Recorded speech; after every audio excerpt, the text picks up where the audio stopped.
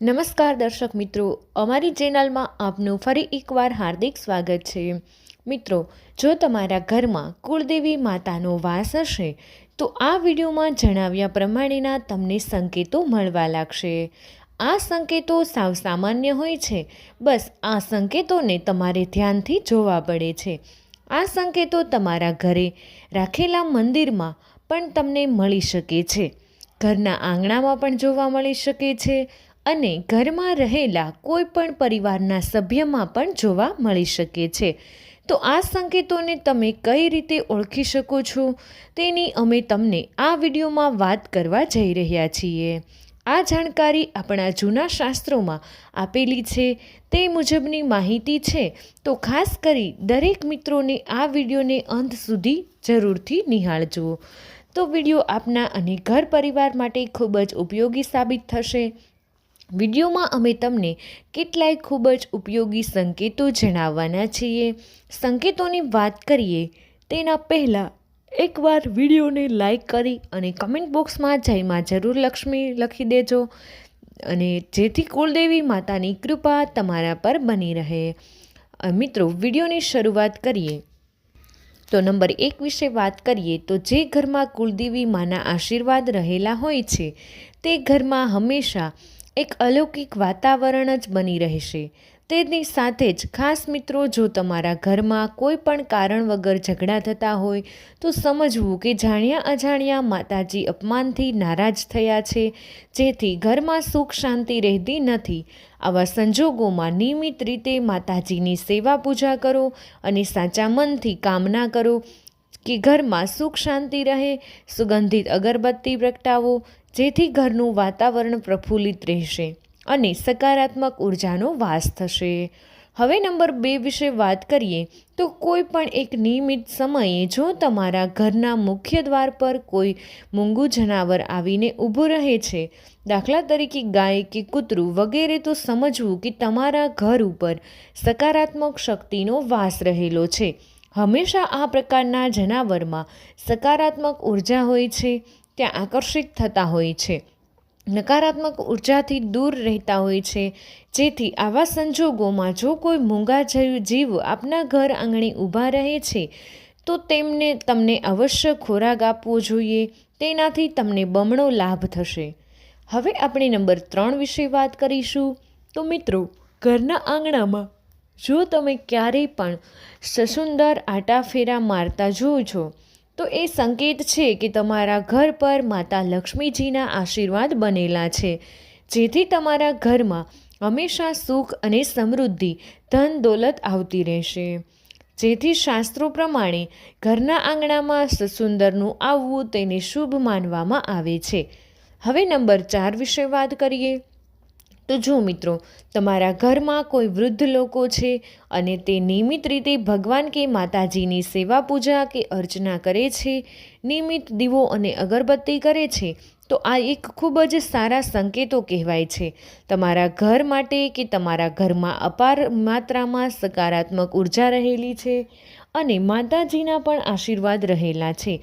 કારણ કે શાસ્ત્રોમાં કહેવાયું છે, જે ઘરમાં નિયમિત રીતે વૃદ્ધ લોકો ભગવાનની સેવા પૂજા કરે છે તે ઘરમાં હંમેશા સુખ શાંતિ જ રહે છે.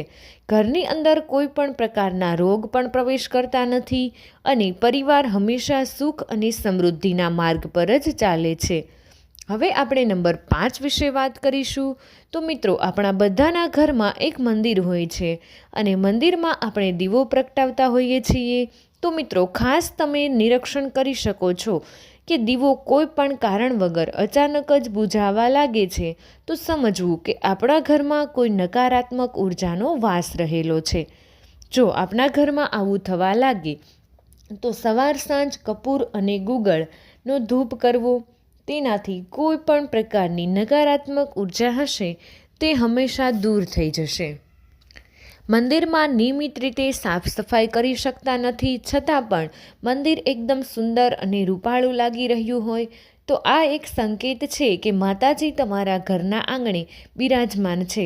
કારણ કે જે પણ મંદિરમાં માતાજી બિરાજમાન હોય છે તે મંદિર હંમેશા સ્વચ્છ અને રૂપાળું જ લાગવા લાગે છે. તમે મંદિરની સામે ઊભા રહો તો પણ તમને એક અલગ જ ઉર્જાનો અનુભવ થવા લાગે છે.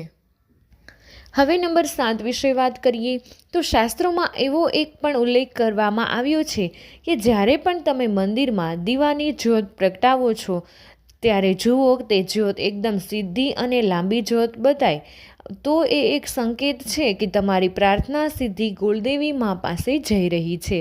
તો જ્યારે પણ તમે દીવો પ્રગટાવો તો આવું પણ એક નિરીક્ષણ તમે કરી શકો છો. હવે નંબર 8 વિશે વાત કરીએ. જે ઘરમાં માતાજીના સારા આશીર્વાદ બનેલા હોય તે ઘરની એક ખૂબ જ સારી બાબત હોય છે. તે ઘરના મંદિરનો દીવો ક્યારેય પણ ચાલુ આરતી અથવા તો પૂજામાં બુઝાઈ જતો નથી.